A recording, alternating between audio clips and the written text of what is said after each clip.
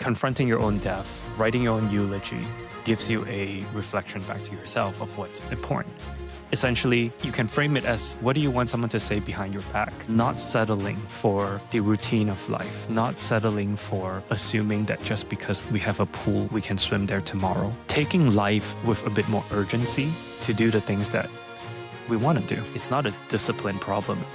Instead of asking, what should we do about money?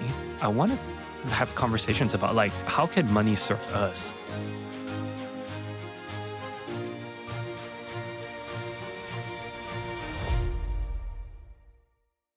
Well, welcome back to the show, everybody. Today we have Jermaine Ee joining us. He is a multiple time founder and currently working on the startup called Heirlight. So without further ado, I will have Jermaine himself give you a little introduction about who he is and what is Heirlight. Thank you. Thanks for having me. Well, Heirlight is my life's project right now. Heirlight started as a conversation with my mom about a year and a half ago because I realized she had this anxiety around running out of money before she dies. And I think the context behind it is that as an immigrant mom, she spent all her life just working and saving up the money, not for her, but to protect her kids, really. And she never really asked the question of, like, do I have enough so that I can retire now? And so this conversation that I had with her about retirement sparked this idea that a lot of people don't know what they have. And that's why they cannot really calm the anxiety in their mind about money. And once we started to figure out these anxiety and these challenges that she had, this lack of clarity that she had, we've kind of built it into an estate planning app. So Heirlight, in short, is an estate planning app. It's a guided experience focused on helping people have more clarity. That's really helpful. I would say we connected offline before this interview, and I personally do not manage my money well just yet. And I can see how helpful an app like that. And then would you say at 33 is a little too early to start, any sort of estate planning, any sort of money management? Or would you say like everybody at any point in their life should be conscious about how they manage their money and where the money is going in the future? When I started this project, I thought that this was a socioeconomic thing. Rich people had estate plans, poor people did not. And then I guess you and I were somewhere in between those two. But what I realized is that there's really not like a one size fit all, right? People come into this conversation with all sorts of background, culture, religion, all sorts of beliefs about money and about death, because estate planning ultimately ends in death and what comes after. So I would say there is no right time to do it. I think the question really is, what are the benefits of doing that, right? By having this conversation, death is like the total addressable market of death is everybody. Like, we're all going to die, right? If you're listening to this and you didn't realize that, that's a big spoiler about life. But I think having this conversation early gets us to reflect and think about this topic. And oftentimes, like journaling, when we start thinking about things and writing things down, we kind of calm those nerves a little bit.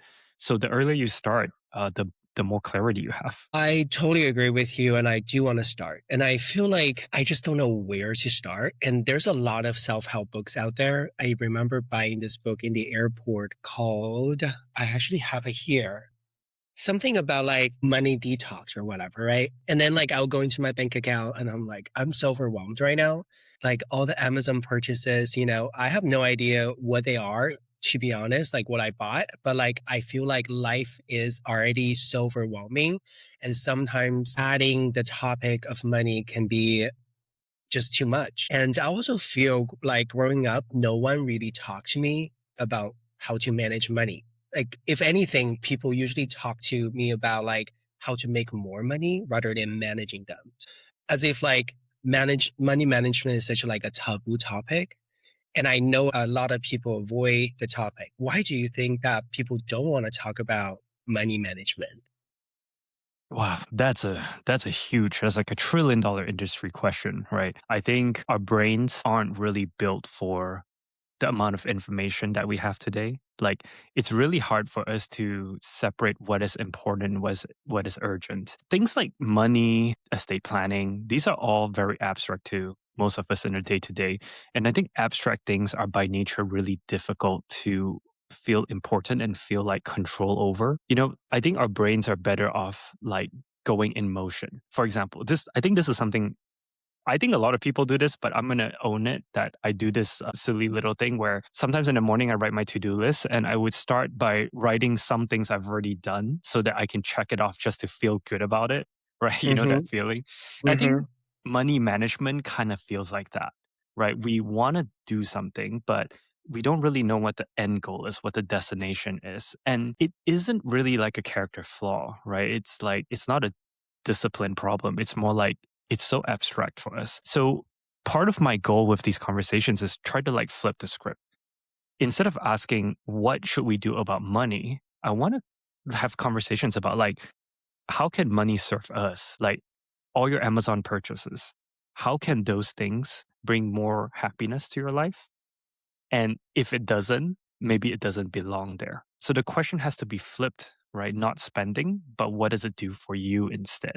And I think that makes the conversation less abstract. I think what you just said make me think about instant gratification versus long-term goal, right? And I think that when I think of money, I think money can provide me some sort of safety and security. But I mean, we all know we are supposed to save for the retirement. We're supposed to do a lot of things in life, right? But at that moment, at certain moments, I think it's just a matter of I really need to do this like retail therapy or using money to feel temporarily good by purchasing or going out and, not being responsible. And to a certain degree, I feel like that feels good at the moment and money is serving a purpose. So with all the people that you have worked with, what are some of the common trap or loop that they're looping of not managing money well? And how did you help them to think about the long-term financial health rather than the instant gratifications? I think for myself, actually, we never talked about this offline, but one of the first thing that I did that made me feel more alive was I went to USC, but before that, I went to community college because I couldn't get into USC right out of high school. And one of my first jobs as a student is I went to local high schools to help them with financial aid seminars. So essentially, because I speak Mandarin and I know a little bit of Spanish, like I go to these high schools that are low income and like I walk them through how to plan financially for college FAFSA, right? And in that experience was like the first time that I felt that my story and kind of the little bit of knowledge that I know about a process can shine a light for someone who before meeting me, not that I'm so great, I'm just regurgitating this information that I was given, but before meeting me, it felt like a black box to them, right? And that was such a powerful feeling for me. And I think what I learned from it is like no two humans come to this topic the same way. It's just we are so different, differently wired. And I think we can trace this back to psychology, to trauma, to how we were brought up. And if I'm gonna give like a very personal example, like again, back to my mom, she only knew how to make money. She didn't know how to spend money, right? She spent all her life wired of making, of saving. And I remember this distinct experience. We went to a very nice resort in Mexico, in Mayacoba on the East Coast. And she sat there. She's like, okay, we're here, coconut in hand. What do we do now? Like, she's looking at like, why is this coconut $15? Like, that's crazy. And just like Right. this unease of like learning to spend money, that's a skill. But I think going back to your question a little bit, I think like everybody has such a different roadmap, a different North Star. And I think the key is really to like have the permission to slow down and to ask yourself these questions of like, what actually matters to you, right? And like, how do you map yourself out to like spend the way that makes you happy? And like, I know I'm going on, I'm going to give one little thing that just came to my mind. I think in a perfect world, like we would earn all the money and spend all the money exactly in the moment that we die. Like, in a perfect world, the only variable is we don't know when we're gonna die. So there's some part of our brain that's like, okay, I need to make sure I save enough money so I can keep living. But at the same time, I'm also thinking, well, what if I save too much and I didn't end up spending it? Right? They're both true dilemma. So if I can wave a wand and tell you exactly how much you need to spend every single day so you can just live to the max till you die, I think I would be like a trillionaire to help people live a full life. I definitely feel if I can just spend all the money that I make, I would be so happy. But you're right. Like, we're not going to be able to work. I mean, there are people who work forever until the day, they're moving on from this world. But majority of us want to retire early. And I think that like when I think about money in like future management, I also think about like what type of life I want to live after working and I'm retired and how to budget for those period of time where there's no money coming in. So I think the intention of designing your life kind of come into play. And I think as with everything in life, setting an intention can help us go to that North Star and help us to have a peace of mind. And I also know that as like a Asian American person live in the US, I know that I personally encounter a lot of high expectations from my parents and from my community. And I think that living a wealthy life or having a stable job is often being being praised. So, in your experience, how would you define success? What tools do you use with in Heirlight to help people guide them through the process and define their own intention, define their own success? Heirlight currently is a reflection. It's the first company that I worked on that is a reflection of who I am as a person. And a lot of the principles that I used to build Heirlight, I mean, it is engineering and UI, UX and design, all the stuff. But the goal of it is to be a mirror to our users, right? So for me, I think I spent all my 20s, like many people, trying to figure out how the world works. And a big part of it made me believe that as long as I'm successful, I deserve to be loved.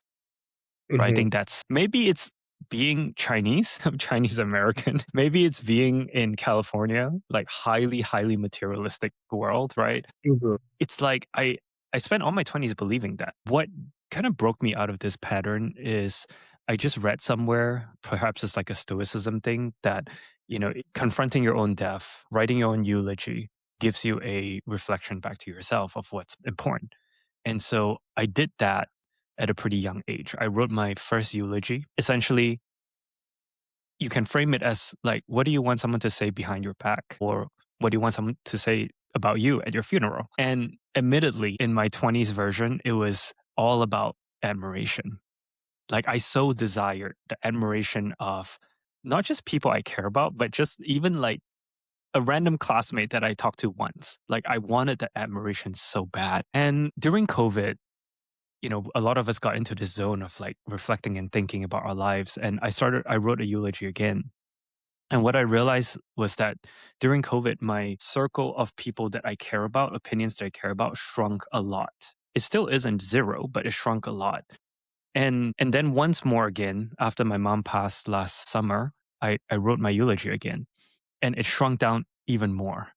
And what I realize now is that the only thing I really care about is that when I am gone, that the people that are close to me, the people who really, really know me, they feel like I was present with them, right? When I'm hanging out with them, that they felt that I was there. I wasn't distracted with everything that's going on in the world. And what this tells me about the practice, about living with intention, is like if we write down our ending, the ending that we want, from whatever angle, from an outside angle, a eulogy, or from our own, we can start reverse engineering like how we want to live. Right. I mean, wow. 2 days ago, I read on Instagram and there was like a post. I think it's actually from one of my favorite podcasts called School of Greatness. And it posed a question that if everyone write down their problems and put it into a hat and have you randomly pick someone else's problem, would you do it?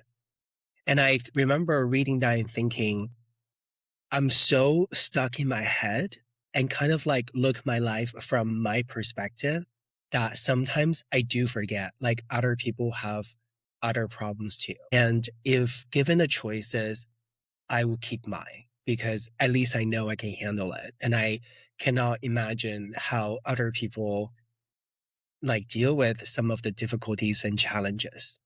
To bring that back to what you just said, I think having a third party opinion, even just from yourself, can really like help you to understand your impact in this world and how you can help with other people in the society move forward and be better. And even though like we've been talking about money quite a bit, I also feel people want to make a lot of money and manage money because they feel they need this as a tool to make them feel a certain type of way. And I think that writing, what's it called? How to pronounce Eulogy? that? Eulogy kind of Yeah. like gives people like a bigger meaning to their life, right? Like because money is just like one aspect of life. I think that when we're more in tune with who we are and what type of person that we want to be, maybe we'll see money under a different light. And maybe we wouldn't be as like obsessed with what society tells us as success and, you know, abundance. And we can create our own version of how we want to live the best way that we can. And the money kind of comes in to help us to get there. I think this entire point came to like an exclamation moment in my life when my mom passed. I realized that I would trade everything, right? It like whatever material thing I have, I would trade every material thing for sure. I wouldn't trade my life for it because I think she also would not want me to. But I think it really puts an emphasis on like what genuinely matters at the end.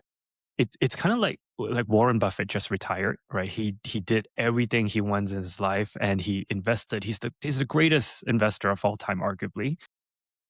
But I wouldn't want to be Warren Buffett, right? I wouldn't want to have a short time left to live, right?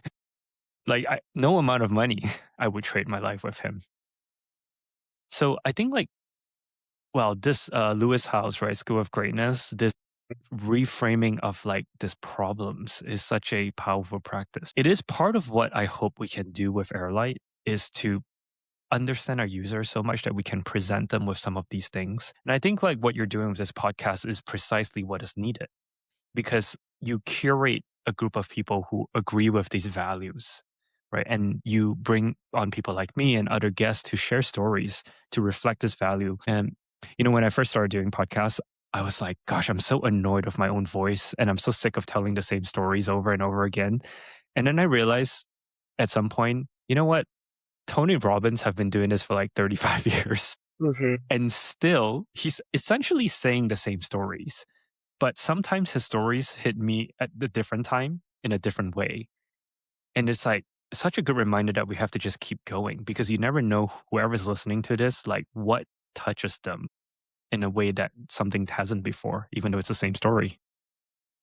I love that you said that. I was dating this person last year this time, and we were in Barnes and Noble, and this person looked at we were in like the self-help section. And back then I didn't even have this podcast, but I was telling this person that I will start one. And this person looked at like the cover of this white lady and was like, I will never take advice from this lady.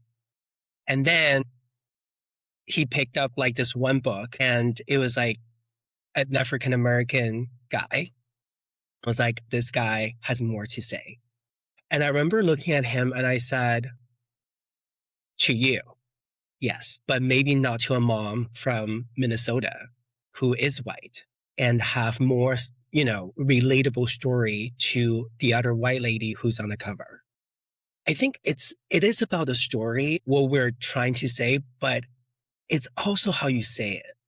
It's how you tell the story, who's listening, and what impact are you making in that particular moment.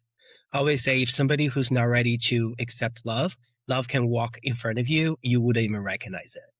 And I think that we need people from different backgrounds to share their stories over and over again. I also think that like when we're telling stories, we're processing the information. That's like literally one thing I learned from AP Psych in high school. And that's like literally the only thing I remember from high school is that we tell those stories because we need it. And a lot of time we're trying to make sense in our head. And I think that like a lot of people who might work with you in the future, this might be a necessary process because there are just so many factors to be considered. And talking about it is able to help them to organize their thoughts and see things more clear. Yeah. I mean, selfishly, it helps me process grief, right? Hmm. I think one of the things that came out of losing a parent is I used to try to suppress some of these things. And as the months go by and I do more of these podcasts and I'm basically in the industry of death. And the people that I talk to, either financial advisors, funeral home directors, in this field, I've come to pick up this skill of how to deeply feel the pain, the grief, and harness that energy to do something Hmm. great. Right? Like sometimes when we have multiple days in a row where we don't get a user that converts on the paywall, I start thinking, I'm doing this for my mom. Right? I'm doing this because this is a legacy for her. And I try to harness that energy, this inspiration. Instead of just being so self-centered where everything is about me, I want to be this founder, I want to be featured on TechCrunch. Those are all secondary. And I think, yeah, these stories, they really help. Right. Yeah. When I was like, this was like years ago, I just really wanted to be famous. And then I remember one of my mentor was like, do you want to be famous because you understand fame? Or is it because you were never seen as a child and you wanted to be seen? Right. And I think going back to this intention versus attention, by the way, learned that from the podcast Call Her Daddy. Great podcast. I actually never listened to Alex's podcast until like this week. I was like, wow, there's a reason why she's so famous. But one of her guests talked about attention versus intention. How would you help people to live with more intention, whether it is money related or in other areas? If you wake up too many days in a row and you feel this anxiety or this discomfort or this lack of motivation, that means something is out of alignment, right? And I think one of the first things you can do is you look at your calendar. What do you spend your time on? Who do you spend your time with? You can actually just go down the list of the things you do and give it a thumbs up, thumbs down, or neutral in terms of how it affects your energy. Maybe Okay. energy is a bit too vibey. No, How no, it no, no. I'm all about energy. Like energy me all day. But do we actually have a choice? For example, I work in tech. I don't always get to choose what projects I'm on, right? And I do have to spend a lot of my time with people who I might not be vibing. So it kind of begs the question where it's one thing to think about it, but it's really hard to execute in a modern day life. Yeah, I think there's certainly things that we have to do, right? Because we live in this world and it is, Mhm. but the world is social. You cannot isolate yourself completely. I mean, we can go layers into this, but in some ways, if somebody realized that, I'm going to use you hypothetical. We don't know a lot of the details. There's a lot of gray area here, but you're in a job. Maybe you like the mission of the job. You like your job overall, but there's like 30% of people that you don't enjoy working with, but it's a byproduct of getting the things done, right? You believe in the overall mission. I think we do that. That's okay. But if let's flip it around. If 70% of the things you do you don't enjoy, then you ought to ask yourself why, right? Am I in the right place? And if the ultimate question typically comes down to, can I get another job that I will enjoy more? And if not, Mhm. how do I make money, right? Right. And then if we kind of go a deeper layer, it's like, okay, if I cannot make money like this way, can I make money doing something else that I love? And maybe that amount of money doesn't afford the lifestyle that you want, then maybe you got to move somewhere else, right? Because sometimes it's very easy for us to live in this reality, this narrative that we tell ourselves that, I mean, people call me a coastal elite all the time. I used to live in LA and New York. And I kind of get this. When you live in LA and New York and you go anywhere in the world, everywhere is cheap, right? So I would Mhm. go to, even Switzerland is relatively cheap after you live in New York. But I would go to places and realize, wait, my reality, this narrative that I tell myself that I need X amount of money. I think I used to think I need 300K after tax cash to Mhm. live a very good life. That's not true. That is simply not true, right? When you really break down on the things that you need to be happy, it's never that high. And it's typically inflated because we're keeping up with the Joneses. We're comparing ourselves to a lifestyle that we think we need. It gets complicated when you start having kids and there's private schools and, all that stuff. But at the end of it, though, it's still the same. Like we were talking about this, I'm recording this from Albania today in Europe. Life here is very much simpler. And when people have less, they tend to be more content about what they have, right? The comparison is what you surround yourself with. And I think the instinct that I have to your question is like you got to challenge yourself and ask yourself, who am I comparing myself to? What kind of lifestyle am I comparing myself to? And is that what I want? And at the end of it, you realize maybe I don't really care about, flying business class for a 2-hour flight. I care about the 8-hour flights. You know, that's some savings there. Maybe that savings translate to less stress translate to everything else, right?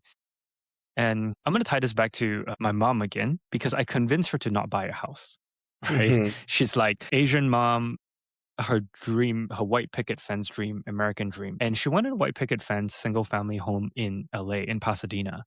And that starts at 2.5 million, maybe Okay. three. And if you kind of break down the mortgage, we're talking like 12 to 15,000 a month. And I just told her, I'm like, hey, do you know what 12 to $15,000 a month can mean in traveling the world? In walking to a restaurant and never having to look at the menu ever again, Hmm. right? That's the kind of luxuries that we reframe for her. And there's a version of that in everybody. Yeah. I mean, I used to live in LA. I can understand how expensive everything is. I sometimes, first of all, before I move on, I just want all the people who I work with know that I love you so much. That was a hypothetical thing. If you're listening to this podcast, no shade to anybody. But also, I live in San Francisco, right? And I also experienced this like high pressure comparison. I compare myself to people who have made it.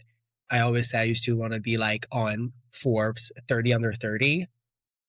Clearly didn't make it. So we're still aiming for 40 under 40. But I would say, I think I grew up thinking that success and fame will get me the love like you were talking about. In my 30s, I try to slow down and look at what I already have and be grateful towards it. But for some reason to this day, it's just never enough.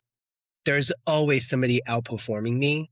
And I would say, like, even to this podcast, like, I am doing exactly what I want to do in life. I look around my life to my definition, I really made it. I came to the US by myself when I was 15, no English, no relatives. And to what I have accomplished today, no one's more proud of me than myself. But like, I still feel this pressure to be better. Even my parents are like, we don't give a shit. Like, you just do you. But I cannot let myself go. And I don't know if it's a US thing. I don't know if it's only a California thing. It seems to me if you live in Europe, you live a simpler life. Do everybody want a simpler life? I feel like some people don't want that. Like they want this high pressure life. And they're okay with maybe sacrificing some of the things in their life just to feel validated by their success and fame, which is great. Love it. So my question to you is that what other things that you have seen with your clients or with your own life experiences that also matter that we should take into consideration? Gosh, that's a really, really big question. I think let's talk about what you've said in the beginning, which is your ambition. I used to believe that no amount of branding works on me, like all this marketing, Nike, and all this stuff, because we think that we're like exempted from the algorithms basically because ego and all that. I finally admit that actually branding really works on me when I started watching Formula One more, maybe part of being in Europe more often. And I started gravitating towards certain kind of brands and cars. And I was like, why do I like this so much? And I realized, oh, it's because the repeated exposure and the association to success and things. We all like different things. I think this is something that I really took me a long time to accept because when I talk to my little brother and my friends, I am someone who has gotten into trouble giving advice to people and trying to force my advice into the way they do things, get Hmm. disappointed because they don't listen to my advice, and Right. then fracture the relationship. Right. I've gotten into Mhm. numerous arguments with my friends and even lost friends because of this. And I think at this point, I realized that, like, what you want and what I want is generally just affected by 5 to 10 voices around us. If you're living in San Francisco, chances are, if you look at your phone and the people that you text the most, what they deem as success affects what you deem as success. Right? I think that's the clearest answer because we are, at the end of it, social beings. But I love competition. My whole identity is being an outsider because being an outsider means that I am constantly outgrowing the place that I'm in, right? Like when I was at USC, I graduated. My friends, a lot of them went to Big Four, went to consulting. I couldn't fit into that life. I just didn't want to play that game. It wasn't for me. So my other subset of friends all started businesses, but a lot of them had a lot of money at home. So they have this flexibility to like just take their time and try a few startups, but I didn't.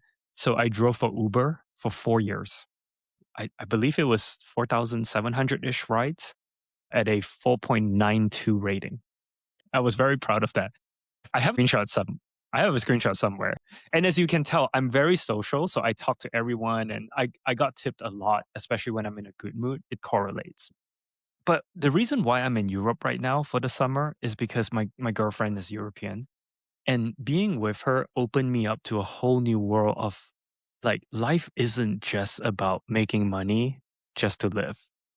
Right. So I think I've come to slow down a little bit more when I'm here.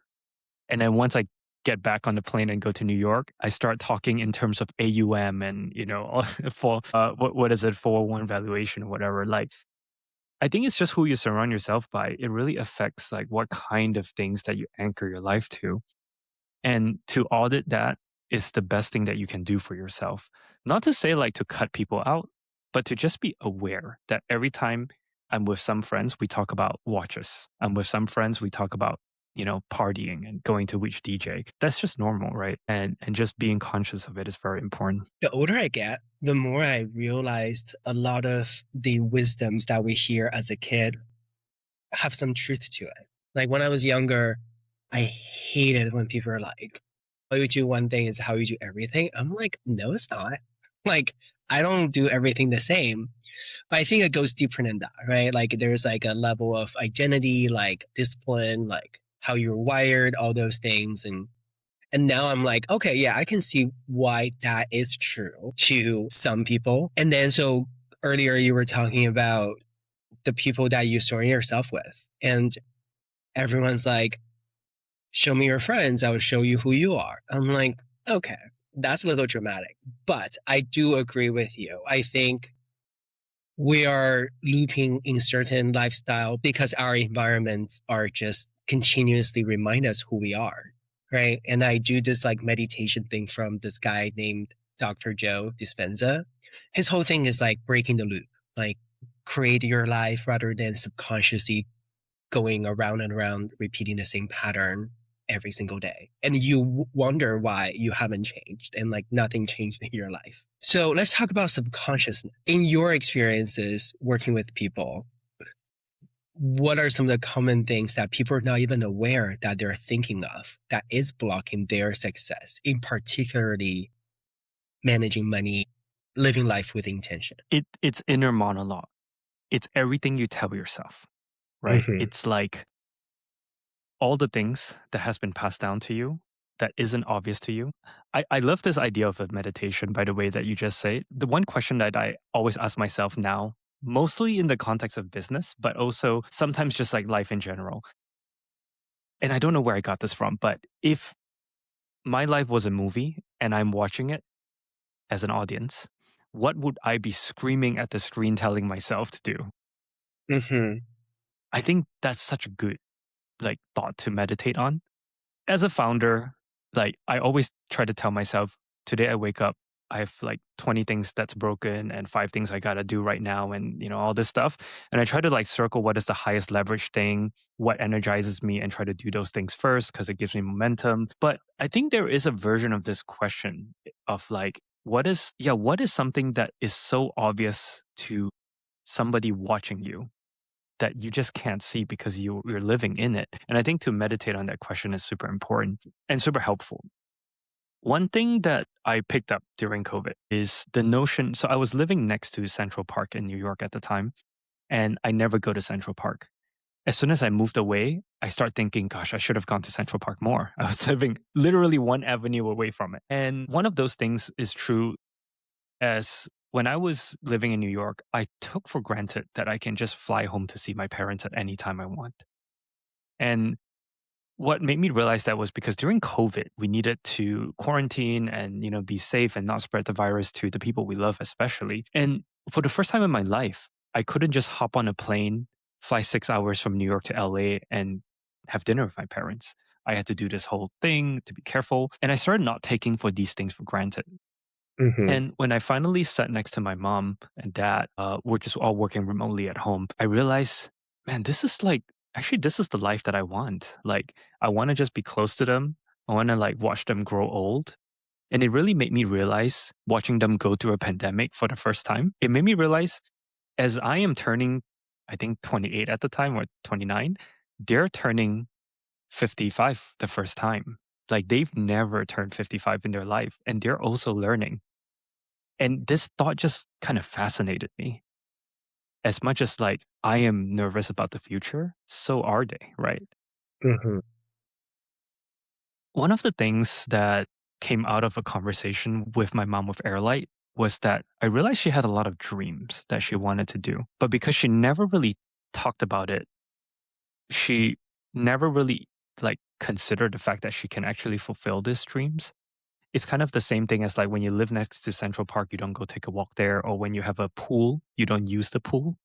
Mhm. She had all these dreams, but she kind of knew she had the option to do it, but she didn't do it. And one of the dreams was to go to see this place where the movie The Sound of Music was filmed. Mhm. So I'll take you back a little bit. She was born 1963. She went to a Catholic school in Malaysia. Very unusual combo. Because she went to a Catholic school in Malaysia, she learned English, she understood a little bit of all these things.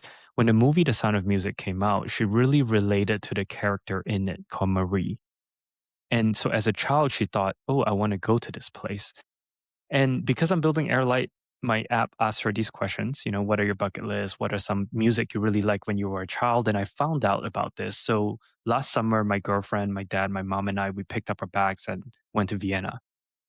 And we drove around, went to Budapest, went to Switzerland. We ended up in Salzburg one weekend and we went to visit these places that my mom had been singing about and dancing about all her life, 60 years of her life. And in some moment, she stopped and I captured this on camera. She said, I am living in my dream. This little girl who grew up in a small town in Malaysia, went to a Catholic school, could not have imagined that one day I would be standing where this movie was made. Mhm. And for me, like I always think about this moment and relates to my work with Airlight because this moment, if Airlight turned out to be nothing, right? Odds are most startups fail. But if Airlight turned out to be nothing, it has helped me help my mom feel seen in the time that she was here. About 8 days after this trip to Salzburg, I got a phone call that she was hospitalized. She got a stroke. And 8 days followed that, she passed away. When we were standing in Salzburg, I had no idea that that was going to be it. But out of this not settling for the routine of life, not settling for assuming that just because we have a pool, we can swim there tomorrow, taking life with a bit more urgency to do the things that we want to do. Because of that, I was able to help my mom fulfill this bucket list of hers and to feel so alive just 2 weeks before she died. So I think like I feel super grateful for it. I was able to walk away from all this. Obviously, gave me a very good founder story to tell. Thanks, mom. Yeah, I think when we live life with more intention and not, putting aside some of the things that we take for granted, we're able to feel this way. And if you're listening to this, there is a version of that in your life, right? It isn't necessarily traveling across the world to Austria, but there is a version of that because most of the things that we truly want that makes us happy are actually not expensive if you really think about it. First of all, thank you so much for sharing your story. I think I knew a little bit, but not to this extent. And that is very powerful story. And I do think that a lot of listeners, myself included, can relate to that. We do all have like our own version of similar story. And I also would say like some of us, and once again, myself included, I feel I personally take a lot of things for granted.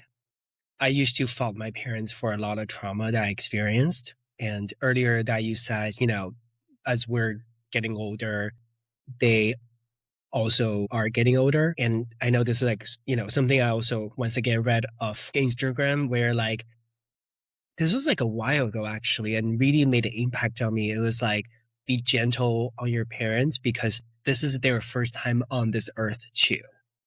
And I just remember thinking, I was like, wow, like we think people who are older have all the answers, but we're all just trying our hardest, right? Like even today we talk about like estate planning, finance management, like we're all just trying to figure it out, step by step, how can we do better? Because we want to do better. And sometimes we don't necessarily have the tools to help us to get there. And we're so ashamed of not knowing. I feel like sometimes it's not about how hard or challenging a situation is that we are expected to have the answer. Like I'm 33 years old. People are like, well, you should know certain things. I'm like, shut the fuck up. I'm so stressed all the time. I don't know how to do this in the best way possible, but I'm trying. And when we were connecting offline, you also mentioned your intention with Heirlight is not to, well, I guess you can correct me, is not to take people from 0 to 100, but 0 to 1. Because 0 to 100 can be overwhelming and 0 to 1 is more helpful. Can you share a little more context on what is 0 to 1? And if people were to sign up today, what can they expect? Yeah, the truth is that 70% of Americans don't have an estate plan. And if you think about the amount of lawyers out there, the amount of online tools out there, it's very interesting because a lot of these online tools, they will never tell you, like, they always say how many users they have, but they never say how many of their users complete their journey. Because a lot of people, one, they don't start. Like, it doesn't matter how many competition I have out there. My biggest competition is inaction, right? So we're trying to optimize our entire app for completion. Back to your point about like what you think you need to know. We have one user, he's in his late 50s, and he used our app. He's probably listened to one of the podcasts that I went on, and he definitely came from a podcast. And then he just signed up and completed his will, put in all his assets and everything. And I was curious because he came through, like in tech, we call this happy flow, which is like he did everything exactly how we wanted to. So I called him up and I say like, hey, can we interview you for users feedback? And he told me that like he's a physician from the Bay Area. He definitely has money for a lawyer. He doesn't have that problem. He has Right. resources. He speaks perfect English, so there's no understanding problem. But the insight that I got from him was that he thinks at his age, he needs to know about these things. And when people talk to him, he often felt that people were talking down to him, Mm-hmm. that he needed to know what an executor was, right? That he needed to understand what is probate, these court processes. And by having an app be non-judgmental, not annoyed that you're asking the same question in 10 different ways, it helps people bridge that gap from 0 to 1. Mm-hmm. It is also a conscious decision not to tackle like estate tax, not to tackle trust. Like if you're listening to this and you're a lawyer and or you have a trust, like you know that between a will and a trust, if you have properties, get a trust, right? I'm not trying to say that we are the end all be all, but Mm-hmm. I'm trying to address the fact that 70% of people don't have a will and most of them don't want to start because it feels just too heavy to start. right? So we're flipping the script. We want to start with the human. We want to start with asking questions that matter. And our entire company is our mission can be summed up by a very simple phrase, which is clarity is love in practical form. Wow, that's very powerful. So if people want to continue to learn about Heirlight and you, what's the best way for them to do so? I have a one-of-one name. I know we didn't talk about this, but my parents gave me a Black name. They love Jermaine Jackson because that was the famous thing in the early 90s. I'm pretty easily found everywhere. Jermaine E, spelled with one E. Heirlight is at HEIRLIGHT.com. If you're curious, the way we think of our app is simple. Everything that is clarity and organizing your thoughts, all free. The moment that thoughts are organized and you turn it into legal form, that's when you see the paywall.